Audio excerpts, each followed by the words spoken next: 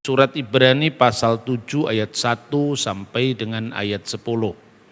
Ibrani pasal 7 ayat 1 sampai dengan ayat 10, demikian firman-Nya. Kristus dan Melkisedek. Sebab Melkisedek adalah Raja Salem, Imam Allah yang Maha Tinggi. Ia pergi menyongsong Abraham ketika Abraham kembali dari mengalahkan raja-raja dan memberkati dia. Kepadanya pun Abraham memberikan sepersepuluh dari semuanya. Menurut arti namanya, Melkisedek adalah pertama-tama Raja Kebenaran dan juga Raja Salem, yaitu Raja Damai Sejahtera. Ia tidak berbapa, tidak beribu, tidak bersilsilah, harinya tidak berawal, dan hidupnya tidak berkesudahan. Dan karena ia dijadikan sama dengan anak Allah, ia tetap menjadi imam sampai selama-lamanya.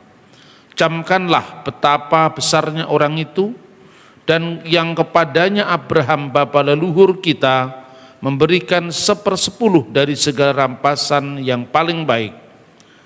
Dan mereka dari anak-anak Lewi yang menerima jabatan imam mendapatkan tugas menurut hukum Taurat untuk memungut persepuluhan dari umat Israel, yaitu dari saudara-saudara mereka, sekalipun mereka ini juga adalah keturunan Abraham.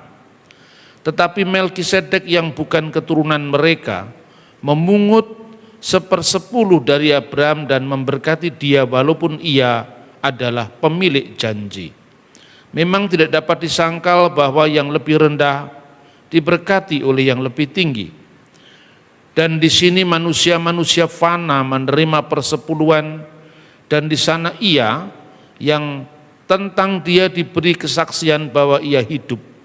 Maka dapatlah dikatakan bahwa dengan perantaraan Abraham dipungut juga persepuluh dari Lewi yang berhak menerima persepuluhan. Sebab ia masih berada dalam tubuh bapa leluhurnya ketika Melkisedek menyongsong bapa leluhurnya itu. Ayat 14, sebab telah diketahui semua orang bahwa Tuhan kita berasal dari suku Yehuda, dan mengenai suku itu Musa tidak pernah mengatakan suatu apapun tentang imam-imam. Shalom alaikum, Beshem Hamasyah, salam sejahtera di dalam Kristus. Saudara-saudara, siapakah Melkisedek ini? Dan Alkitab menceritakan di dalam kitab Kejadian, tiba-tiba muncul dan kemudian bagaimana kehidupannya tidak dijelaskan lagi. Karena itu dalam sejarah penafsiran kitab suci, baik itu dari kalangan Yahudi maupun di kalangan Kristiani, ada beragam penafsiran yang mengkaitkan Melkisedek itu dengan tokoh yang digambarkan ajaib-ajaib. Bahkan ada di dalam penemuan naskah Laut Mati, The Dead Sea Scroll. Naskah ini sesungguhnya memuat seluruh kitab suci Perjanjian Lama yang berasal dari antara tahun 200 sebelum Masehi sampai kira-kira tahun 67 setelah Masehi. Jadi kita memiliki Alkitab Perjanjian Lama yang usianya lebih dari 2000 tahun, yang sekarang ini masih tersimpan di Museum Israel. Sebelum kita memiliki naskah Dead Sea Scroll yang ditemukan baru tahun 1947, setahun sebelum berdirinya negara Israel modern, seluruh naskah Ibrani Perjanjian Lama itu paling tua ditemukan berasal dari akhir abad 9 Masehi sampai awal abad ke-11 Masehi. 3 naskah yang sangat terkenal itu namanya Kodeks Aleppo atau naskah Aleppo, naskah Leningrad, dan satu lagi naskah Genisa yang ditemukan di Kairo, Mesir. Inilah naskah tertua Alkitab kita sebelum ditemukan naskah Laut Mati yang usianya 1000 tahun lebih tua dari abad ke-10 dan 2000 tahun usianya dari zaman kita. Oleh karena itu kalau berkembang opini yang mengatakan bahwa Alkitabnya orang Kristen itu palsu, barangkali yang menuduh Alkitab kita palsu itu mereka tidak memiliki bukti-bukti sejarah setua Alkitab dari kitab suci mereka sendiri. Nah, karena itu saudara-saudara, kita khususnya dalam saya melayani Tuhan, saya selalu memparalelkan bacaan-bacaan kitab suci kita ini dari bukti-bukti sejarah dan arkeologi.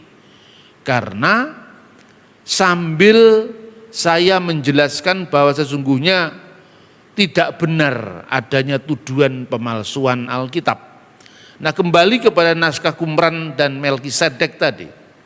Di antara banyak sekali sumber-sumber yang ditemukan di Qumran, selain itu naskah Alkitab, tetapi juga tafsir-tafsir Alkitab.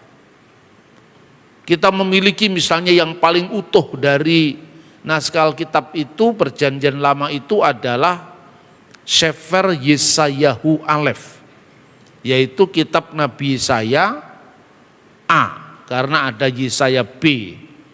Itu yang ditemukan di Qumran. Nah, sekarang ini disimpan di Museum Israel, itu panjangnya 731 cm dalam bentuk perkamen atau kulit binatang, lebarnya 31 cm. Itu utuh dari pasal pertama sampai pasal yang terakhir. Tetapi juga ada tafsiran atau semacam komentari dari kitab Habakuk, dari kitab Daniel. Ada banyak sekali tafsiran-tafsiran semacam itu, termasuk tafsiran tentang kitab Kejadian. Nah, di sini ada penemuan di gua ke-11 Qumran, kode naskahnya 13. Makanya kalau Anda lihat buku-buku biblika yang membahas tentang naskah Laut Mati, biasanya kadang-kadang ada kode 11, misalnya Khi 13. 11 itu naskah kitab suci atau naskah tafsir kitab suci itu ditemukan di gua ke-11. Karena dalam penemuan tahun 1947 itu ada 11 gua ya, yang semuanya itu berisi tentang tempayan-tempayan yang isinya kitab suci yang berusia ribuan tahun. Dulu awal-awal penemuan kitab Laut Mati itu, kitab Ester tidak ditemukan di sana. Lalu para ahli itu kemudian berspekulasi, ada yang mengatakan apa mungkin karena sekte Yahudi yang disebut Esseni itu tidak menikah, maka mereka anti ketokohan Ester. Tetapi baru-baru ini ada perkamen yang hitam legam tertutup dengan tumpahan anggur selama 2000 tahun dan dulu nggak bisa dibaca. Baru-baru ini pemerintah Israel lewat tim arkeologi mereka itu menemukan teknologi baru dengan sinar ultraviolet yang ternyata naskah yang hitam karena ketumpahan anggur selama 2000 tahun itu sekarang bisa dibaca, dan itu adalah kitab Ester. Dengan demikian seluruh kitab suci Perjanjian Lama telah ditemukan di Qumran. Ya saudara-saudara. Nah, kemudian siapakah yang memiliki naskah Qumran? Itu adalah kaum Esseni. Kaum Esseni itu adalah sempalan orang-orang Yahudi yang memisahkan diri dari institusi bait suci di Yerusalem karena praktek korup yang ada di bait suci, praktek korupsi yang ada di bait suci. Sehingga ketika mereka kemudian meninggalkan bait Allah yang dianggap korup, Yerusalem yang penuh kedurhakaan itu, seorang yang disebut guru kebenaran atau Moreh Hasedek mendirikan sendiri komunitas yang disebutnya komunitas Yahat, komunitas persekutuan atau komunitas Eseni, karena mereka mengaku diri sebagai OCH Torah, pelaku Taurat. Inilah yang disebut orang Eseni. Nah, orang Eseni itu kadang-kadang tafsirannya berciri mistik, tidak selalu sejalan dengan iman Kristen.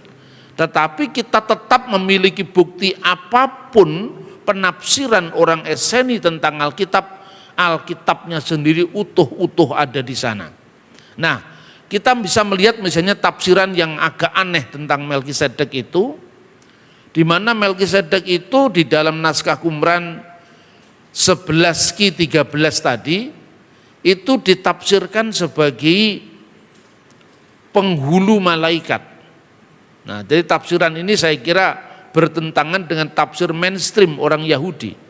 Penghulu malaikat itu dinamakan Melkisedek, raja kebenaran, yang diperhadapkan dengan apa yang disebut Malki Resa, yaitu penghulu kejahatan yang disebut Belial. Nah, oleh karena itu semua apa yang disebut spekulasi tentang tokoh Melkisedek itu gara-gara apa? Gara-gara karena kitab Kejadian pasal 14 itu muncul ketemu dengan Abraham, tapi setelah itu tidak ada lagi riwayatnya Melkisedek itu. Nah, disinilah kemudian surat Ibrani mengembangkan sebuah refleksi tentang Melkisedek dibandingkan dengan tokoh Yesus Kristus. Nah, saudara-saudara, karena penafsiran itu tadi, maka perjanjian baru dalam hal ini komunitas Kristen itu menjelaskan siapa Melkisedek. Secara khusus adalah penulis surat Ibrani. Dan ayat 3 dari teks ini dianggap sulit, ya. Karena apa? Ia tidak berbapa, tidak beribu, tidak bersilsilah, harinya tidak berawal, hidupnya tidak berakhir.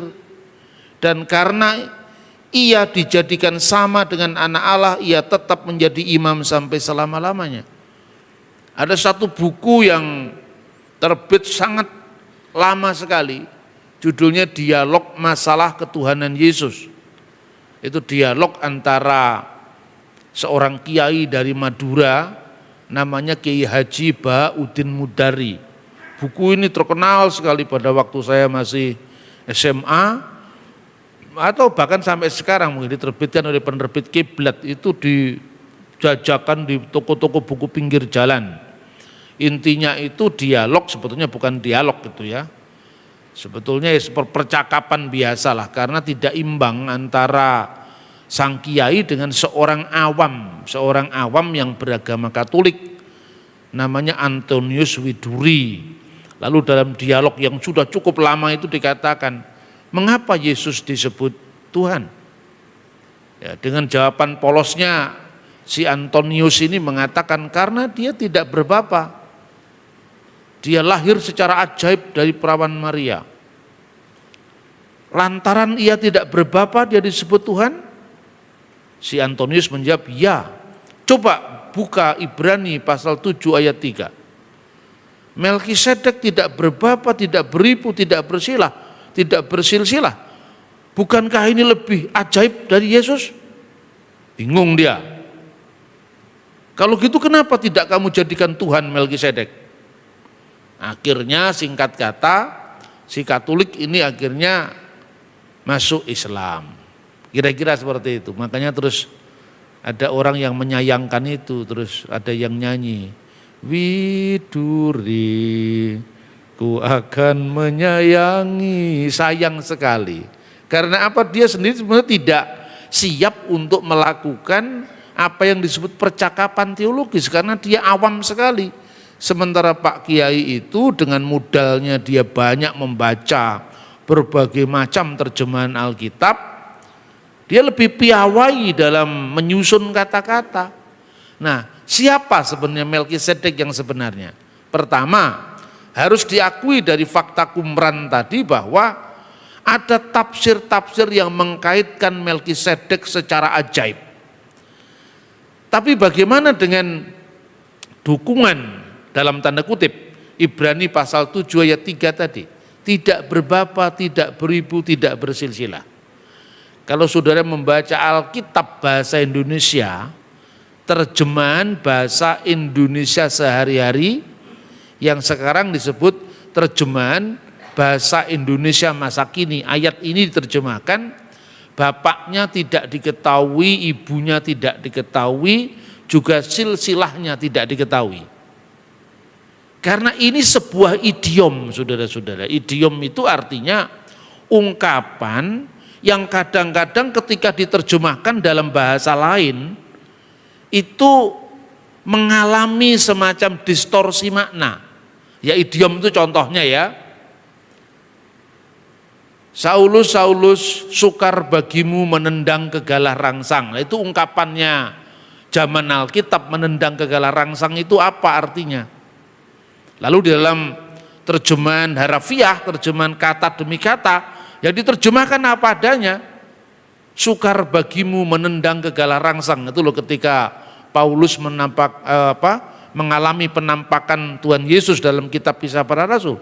Tetapi kalau Anda membaca dalam terjemahan bahasa Indonesia sehari-hari, atau kalau dalam bahasa Inggris Good News English Version misalnya, itu diterjemahkan dalam bahasa Indonesia, Saulus, Saulus, mengapa engkau mempersulit dirimu sendiri dengan melawan penciptamu?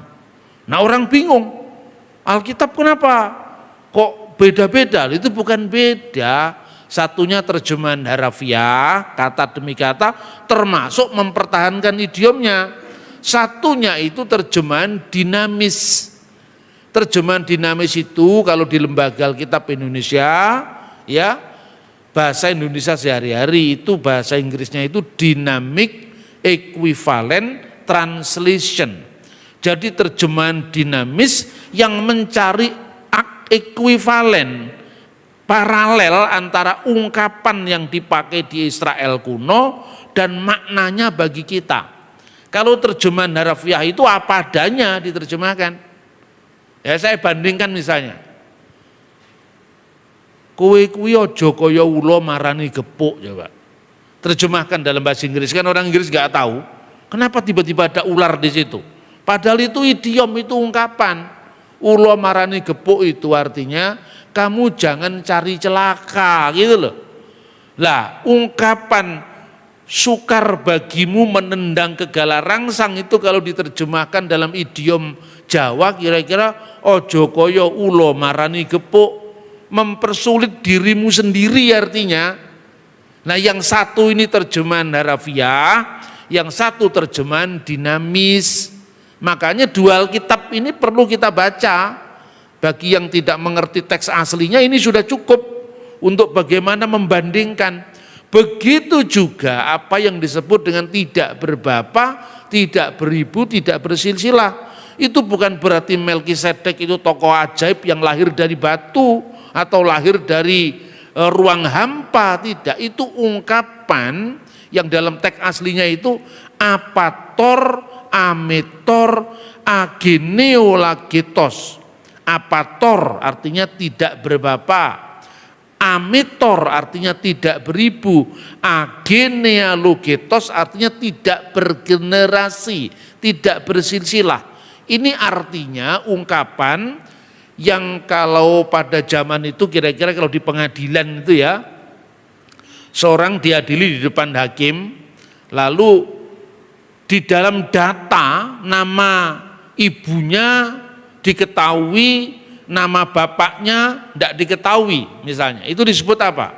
Misalnya ini ada dalam naskah papirus yang ditemukan tentang fakta sidang pengadilan di abad pertama. Misalnya ditulis, ada orang yang bernama Kairemon. Kairemon itu bapaknya enggak diketahui. Artinya dalam data kependudukan bapaknya diketahui. Maka sidang pengadilan membacakan Kairemon apator. Kairemon nama bapaknya tidak diketahui, tidak ada dalam data. Lalu miter auto legei Tases, nama ibunya adalah Tases misalnya. Tapi kalau misalnya nama bapaknya dan nama ibunya tidak diketahui, apator amitor. Begitulah kira-kira tokoh Melkisedek. Karena Alkitab itu menceritakan dia tiba-tiba ada, dan setelah pertemuan dengan Abraham kan nggak dijelaskan lagi, baru muncul nanti misalnya di kitab Mazmur pasal 110 ayat 4. Lalu kemisterian dari jalan hidupnya yang tidak banyak diekspos itu membuat penafsiran yang berbeda-beda. Makanya dijelaskan identitasnya oleh surat Ibrani. Jadi ada penafsir yang mengatakan dia sesungguhnya adalah Kristus sebelum kedatangannya ke dunia katanya. Alkitab mengatakan bukan dia adalah Kristus, tapi dia seperti anak Allah. Jadi menjadi perumpamaan tentang anak Allah khususnya dalam jabatan keimamatannya. Kira-kira seperti itu. Nah, ada yang menarik, Alkitab di dalam bahasa Suryani. Bahasa Suryani itu adalah bahasa Aramaik. Kalau di dalam zamannya Kristus, hurufnya pakai huruf Ibrani, tapi bacaannya Aram. Nah, liturgi Yahudi sampai hari ini itu tidak semuanya bahasa Ibrani. Jadi salah kalau orang Kristen Indonesia mengatakan kita semua harus Ibrani supaya lebih mantap. Ya, jangan menyebut Yesus Kristus, itu salah. Yang benar Yeshua HaMasiah. Itu pikniknya kurang jauh itu. Karena apa? Doa-doa Ibrani tidak semuanya, doa-doa Yahudi tidak semuanya berbahasa Ibrani. Misalnya yang bahasa Ibrani itu doa yang disebut Shemoneh Esreh, 18 berkat.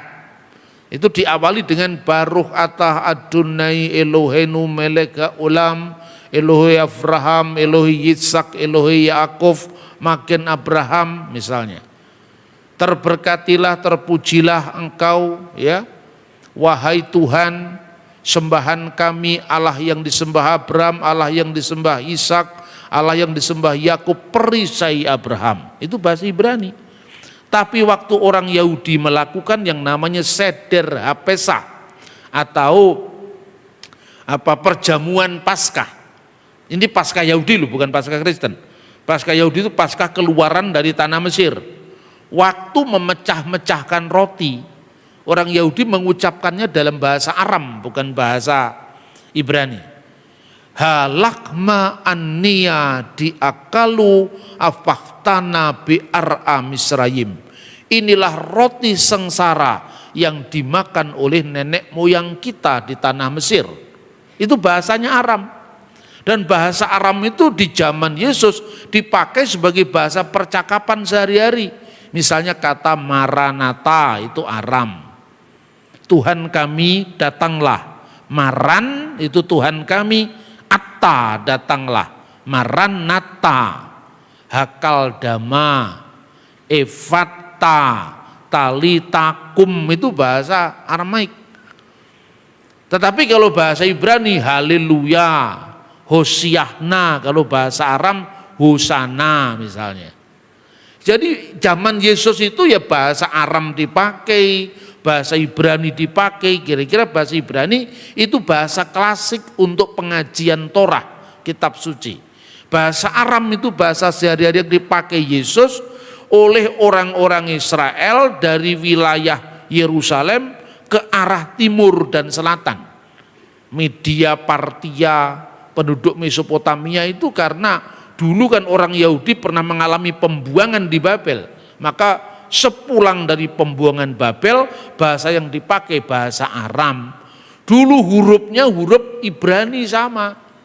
Setelah kekristenan muncul ya, gereja setelah Yerusalem itu Antioquia. Di Antioquia di situ muncul orang Kristen. Disebut Kristen kan pertama di Antioquia. Nah, karena penduduknya di situ kebanyakan orang-orang Aram, ya, termasuk diaspora orang-orang Yahudi dari Alexandria, dari mana-mana itu menjadi tempat di mana Injil pertama bertemu dengan penduduk bangsa-bangsa. Lalu mulailah orang-orang Kristen, ini hasil penginjilan Rasul Petrus dan sebagainya itu di Antioquia itu, bahasa sehari-harinya digunakan juga bahasa Aram. Tapi karena bahasa Aram itu Aramaik itu bahasa zaman Abraham sudah ada itu. Makanya dikatakan tentang Abraham, dulu nenek moyangku seorang Aram pengembara, itu maksudnya Abraham. Jadi bahasa Aram di zaman Abraham, itu kemudian bahasa Aram pertengahan di zaman Nabi Daniel, lalu bahasa Aram akhir di zaman Yesus. Lalu setelah zaman Kristen, untuk membedakan dengan orang-orang Aram, Mesopotamia, Syria, yang biasanya menyembah ilah-ilah lain, menyembah berhala, maka oleh orang Kristen diciptakanlah huruf tersendiri yang namanya huruf Siriak atau huruf Suryani. Dari bahasa Ibrani yang lepas-lepas, alef, bet, gimel, tidak dirangkai, kemudian mulai dirangkai dengan huruf-huruf Siriak itu, mulai ada dirangkai huruf Siriak itu. Nah, inilah yang nanti menjadi cikal bakal dari bahasa Arab Utara. Makanya kalau bahasa Arab kan dirangkai. Jadi bahasa Arab yang sekarang dipakai itu perkembangan terakhir dari bahasa-bahasa Semitik. Lah ini data seperti ini di Kristen semuanya ada. Lalu mulailah muncul terjemahan Alkitab yang namanya Ul Siriak dalam bahasa Aram. Termasuk juga ada naskah yang dinamakan Pesito atau Pesita. Kalau saudara di STT kan cuma dikatakan Pesita itu Alkitab dalam bahasa Siriak kan itu kan. Padahal itu sama dengan bahasa Aram, bahasa yang dipakai oleh Yesus Kristus sendiri. Nah, di dalam Pesita, Ibrani pasal 7 ayat 3 itu diterjemahkan begini, Dela abuhe vela emeh, tidak berbapa dan tidak beribu, et ketebu sarbata, seperti sebagaimana yang tertulis dalam silsilah. Jadi tidak berbapa, tidak beribu menurut catatan dalam silsilah. Itu maknanya. Jadi tidak beribu, tidak berbapa, tidak beribu, tidak bersilsilah, itu maknanya adalah dila abuhe vela emeh et ketibu bisarbata, tidak berbapa, tidak beribu yang tertulis dalam silsilah. Artinya bapaknya dan ibunya tidak tercatat dalam silsilah. Dengan demikian Melkisedek itu bukan tokoh ajaib yang tiba-tiba muncul, tidak punya bapak, tidak punya ibu. Dia punya bapak, dia punya ibu, tetapi tidak diketahui dalam silsilah. Nah, padahal yang dikatakan dalam teks ini apa?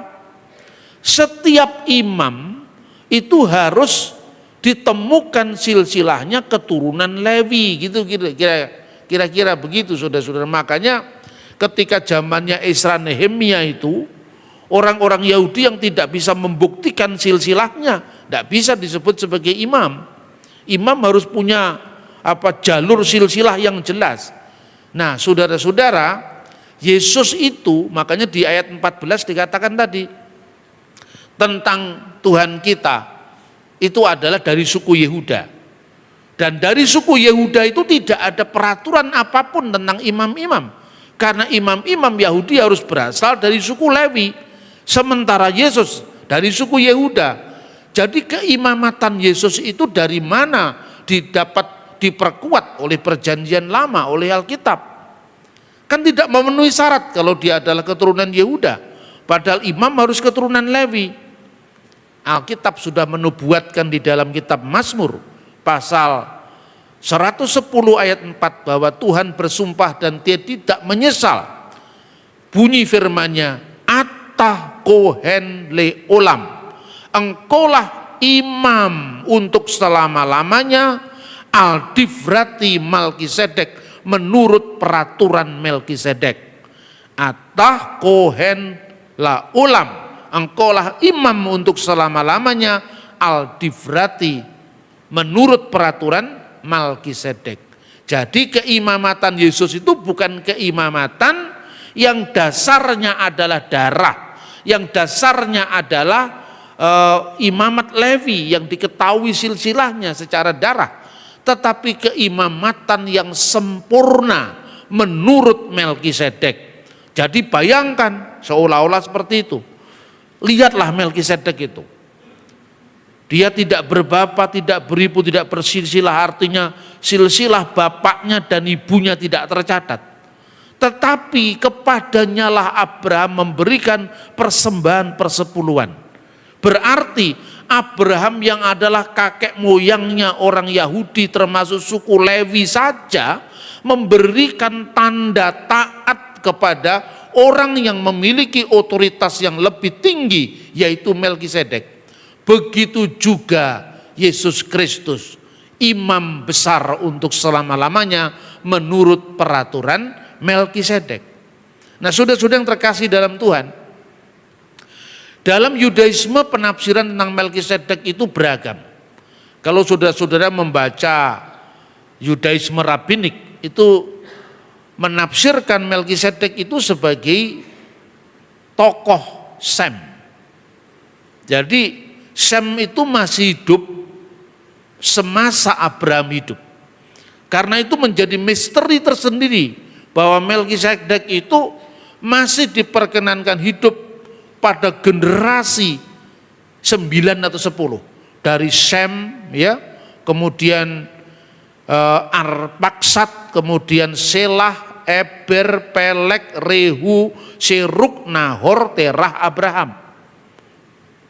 Anda kalau membaca umur-umur dalam Alkitab yang saat itu umurnya sampai ratusan tahun, ini sangat masuk akal.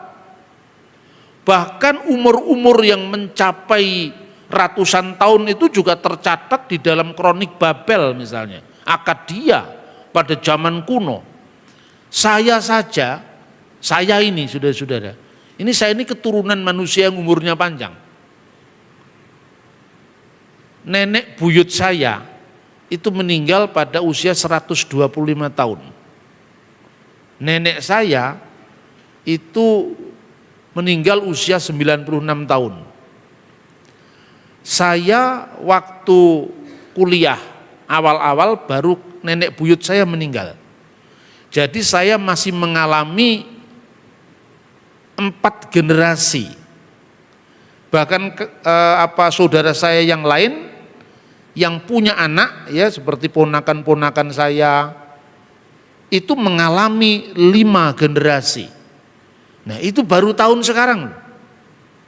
Kan usianya orang dulu kan panjang-panjang. Saya aja, kakek moyang saya yang hidup di sekitar lereng Gunung Kelut sana di Serengat Blitar aja pada tahun 1990-an masih bisa merasakan 5 generasi. Nah kira-kira kalau Abraham hidup 2000 tahun yang lalu, 2000 tahun sebelum Masehi atau 4000 tahun yang lalu dari zaman kita sekarang, apa sulitnya untuk kita membayangkan bahwa 9 generasi itu masih bisa dialami oleh orang zaman itu. Nah maka Melkisedek ini seolah-olah memberikan peneguhan kepada panggilan Abraham. Nah kalau kita kembangkan dalam misalnya kita bandingkan dengan tafsir-tafsir Yahudi, siapakah Sem? Sem itulah yang menjadi cikal bakal dari imam pertama menurut hukum Nuh. Kira-kira seperti itu. Kan Nuh itu kemudian sebelum Musa diberikan hukum Taurat yang di dalam agama Yahudi itu dikenal dengan Misvot Moshe, atau lebih lengkapnya ini menurut tafsir Yahudi ya, di Alkitab tidak ada tafsir Yahudi itu Taryak Mitzvot Moshe, 613 hukum Musa. Itu diberlakukan bagi siapa? Bagi orang Yahudi. Bagi orang bukan Yahudi diberlakukan apa namanya Sefa Misfot bini Noah. 7 hukum bagi anak-anak Nuh. Berlaku bagi siapa? Berlaku bagi segala bangsa.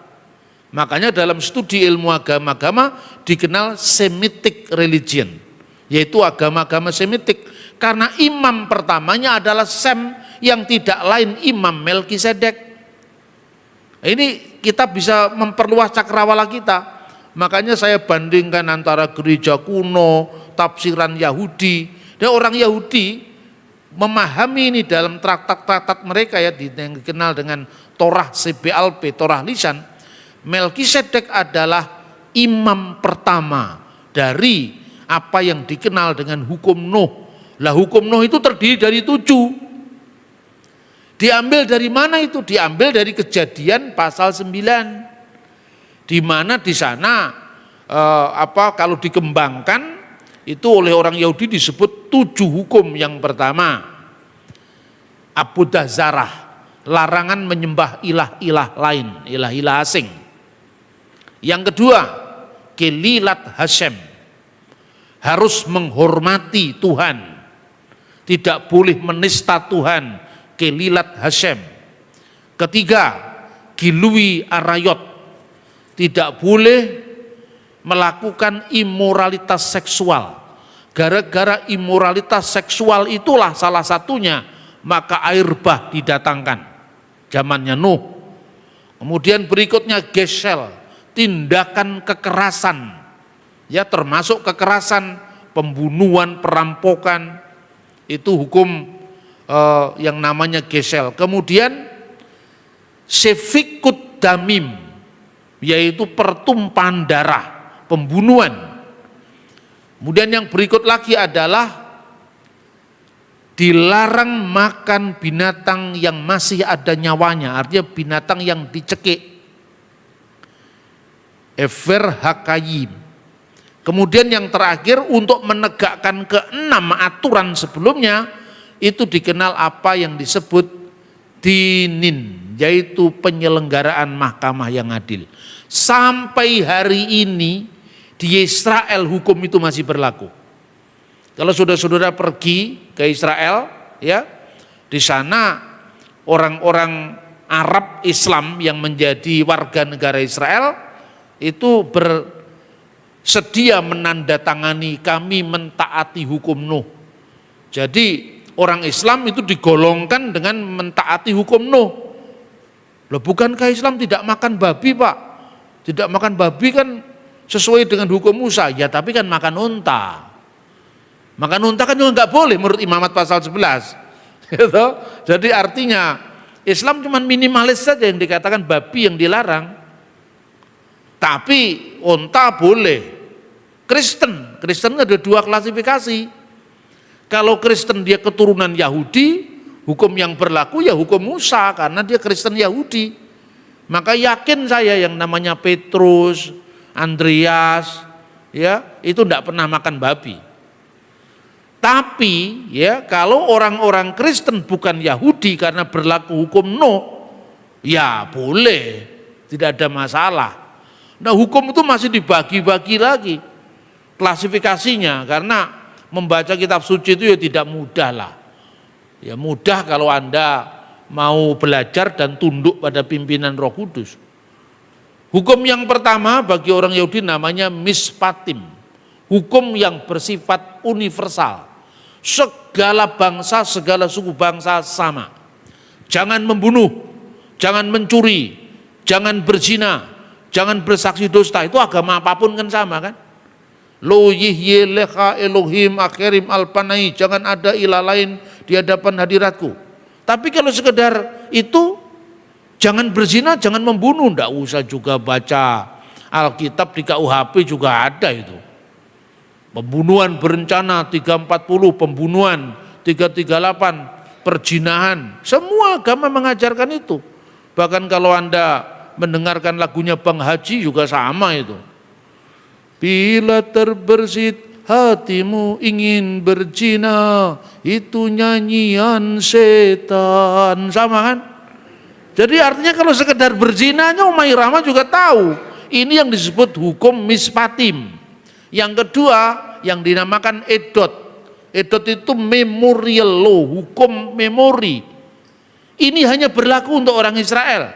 Misalnya, jangan makan daging bersama susu induknya. Itu hanya berlaku bagi Yahudi. Pesan di balik edot itu apa? Hukum memorial itu, jangan kamu menyerupai orang Kanaan.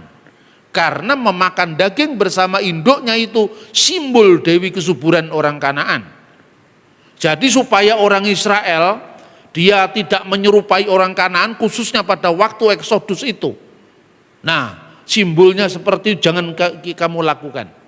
Tapi kalau sekarang kan simbolnya lain, ya toh? Simbol pemujaan itu kan beda-beda kan, bukan daging bersama induk, susu induknya. Jangan kamu makan daging di pangkal paha. Kenapa? Karena kamu harus solider ingat pada perjuangan yang gigih dari kakek moyangmu Yakub.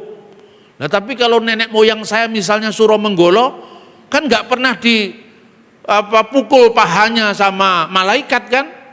Ini bersifat khusus hanya untuk orang Yahudi. Dan yang ketiga yang disebut hukim juga khusus untuk orang Yahudi, yaitu hukum tentang halal dan haram yang dikenal dengan Imamat pasal 11. Makanya bagi bangsa lain misalnya orang Papua, orang Tionghoa, ritusnya untuk korban kan babi. Itu sah di mata Tuhan. Karena memang dia bukan Yahudi. Orang Arab. Korbannya apa? Onta. Kayak yang dilakukan oleh kakeknya Nabi Muhammad, Abdul Muthalib itu kan onta. Ini enggak sah menurut Taurat. Tapi karena memang Islam digolongkan hukum Nuh yang imam pertamanya Melkisedek atau Sem, ya sah. Jadi yang namanya pluralisme hukum itu justru diajarkan pertama kali oleh Alkitab.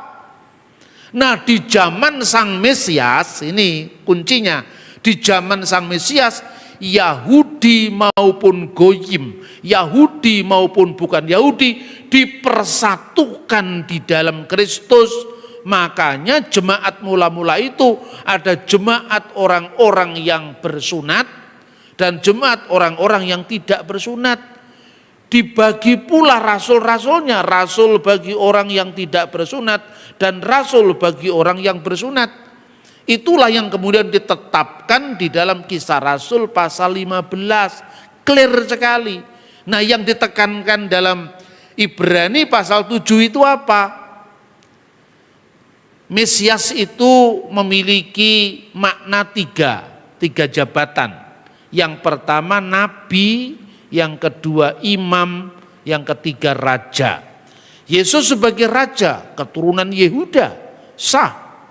Yesus sebagai nabi, karena Musa menubuatkan Nabi Micherbeka Meaheka Kamoni, seorang nabi di tengah-tengahmu di antara saudaramu yang seperti aku. Yakim Adonai Eloheka Alautismaun, akan dibangkitkan oleh Tuhan Allah yang kamu sembah, hendaklah dia yang kamu dengarkan. Ulangan pasal 18 ayat 15. Seorang nabi di tengah-tengahmu, di tengah-tengah Israel, di tengah-tengah Bani Israel. Miaheka di antara saudaramu, di antara 12 suku Israel. Firman itu disampaikan kepada Musa yang berasal dari suku Lewi. Nah saudaranya Lewi itu Yehuda, karena ada 12 suku kan, maka di situ ada Yehuda, jelas memenuhi syarat. Seorang nabi di tengah-tengahmu, di tengah-tengah Israel, di antara ke-12 saudara Israel. Musa dari suku Lewi, sukunya imam-imam. Yesus dari suku Yehuda, sukunya raja-raja. Nah sekarang keimamatan Yesus bagaimana? Yesus bukan dari Lewi, Yesus bukan keturunan imam. Makanya keimamatan Yesus seperti keimamatan Melkisedek yang mulia itu. Dan itu dinubuatkan oleh Mazmur pasal 110 ayat 4. Sekarang jelas bahwa sesungguhnya keimamatan Yesus adalah keimamatan yang kekal. seperti disimbolkan Melkisedek yang seolah-olah harinya tidak berawal dan hidupnya tidak berakhir, yang menjadi simbol bagi keimamatan yang abadi, yaitu Yesus Kristus, imam besar perjanjian baru.